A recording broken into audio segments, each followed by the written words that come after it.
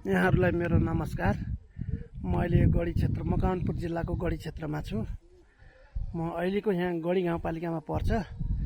पुरानो साबिक गढी हो। मकवानपुर गढी भनेको यही हो। पहिलाको शक्तिशाली राजाहरू बस्थे यहाँ। त्यो दरबार भयो।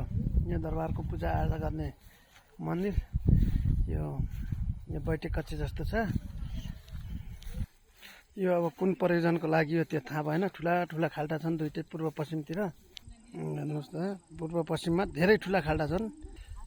के प्रयोजनको लागि यो खनिएको त्यो चाहिँ मलाई थाहा छैन। हेर्नुहोस्, यो तल हेतौडा बजार हो। यो हेतौडा बजार अहिले देखिरहेको छैन, कुडियो लागिरहेछ। हेर्नुहोस्, यो हटिया भन्ने ठाउँ हो।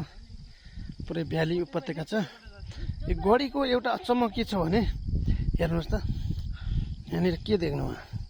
यहाँ गढी छ, त्यो पारी कसरी बनायो केही थाहा छैन। यस्तो छ, दायाँ बायाँ वरिपरि यस्तो छ।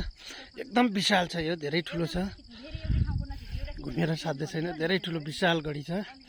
मकवानपुरको सबैभन्दा ठुलो विशाल गढी हो। नेपालकै ठुलो विशाल गढी जस्तो लाग्छ मलाई। कता हेरे नि यस्तै छ।